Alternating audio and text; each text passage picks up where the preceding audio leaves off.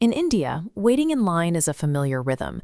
People queued up to exchange notes during demonetization, and they lined up by the millions to get their vaccines. But the newest line forming across the country is for something far more basic: cooking gas.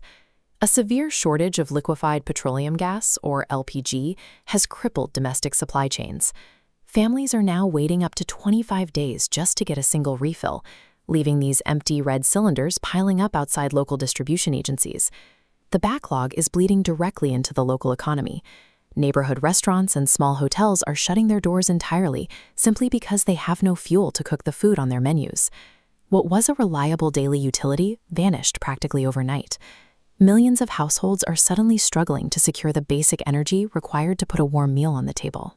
To break the domestic gridlock, the government deployed an emergency backup plan that few saw coming, reintroducing kerosene to the public market. State governments are rapidly routing millions of liters of kerosene back through the public distribution system, making it available at local government-run ration shops to act as an immediate substitute for cooking gas. This creates a jarring contradiction. For the last 2 decades, the state aggressively dismantled the exact kerosene supply chain it is now relying on to save the day. A rapidly modernizing nation is retreating to a highly restricted fuel that it explicitly banned from its own future. To understand why, we have to look at what killed kerosene in the first place. For decades, kerosene ruled the Indian kitchen. It was cheap and widely available, but the massive government subsidies attached to it fueled a sprawling black market where it was regularly used to adulterate more expensive diesel. To clean up both the kitchens and the corruption, the government launched the Pradhan Mantri Ujjwala Yojana in 2016. This was a massive welfare scheme specifically designed to replace indoor kerosene stoves with clean-burning LPG by offering the initial connection for free. This chart shows the rapid adoption curve of LPG across India.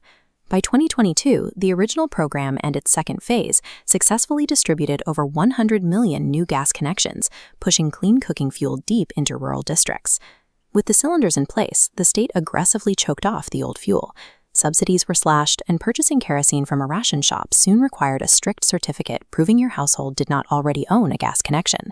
The ultimate objective was a completely kerosene-free India by 2030. Entire regions hit the target early, with the capital city of Delhi and the state of Haryana becoming the first to completely eliminate the fuel. The transition worked so well that an entire generation of households permanently discarded their traditional kerosene stoves, convinced they would never need them again.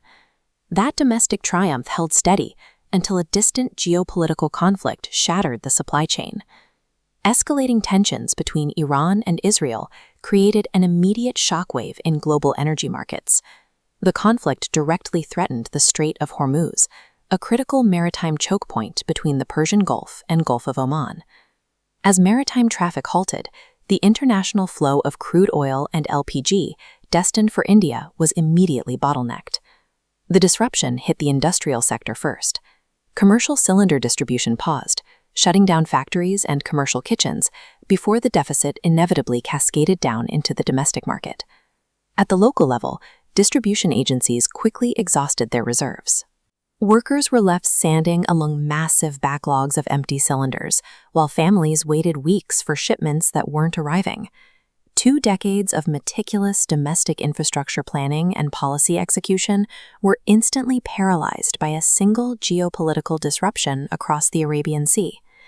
To prevent a nationwide hunger crisis, the government reactivated its dormant public distribution network, rationing out emergency kerosene to desperate citizens who had run out of cooking gas. The very fuel that lawmakers spent years condemning as a dirty, corrupting problem became the only viable, immediate savior. The state had to tap into its own strategic storage reserves of the banished liquid just to ensure people could boil water and cook flatbreads.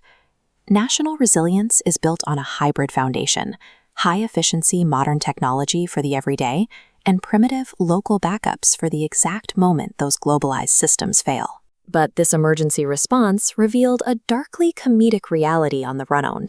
Millions of citizens successfully secured their emergency kerosene rations, only to realize they lacked the actual hardware to ignite it.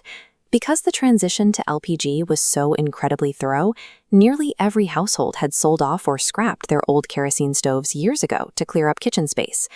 Now there is a nationwide scramble as people hunt through dusty attics and junkyards for rusted brass stoves, desperate to find the tiny, specific metal pins required to clear the valves and keep them burning.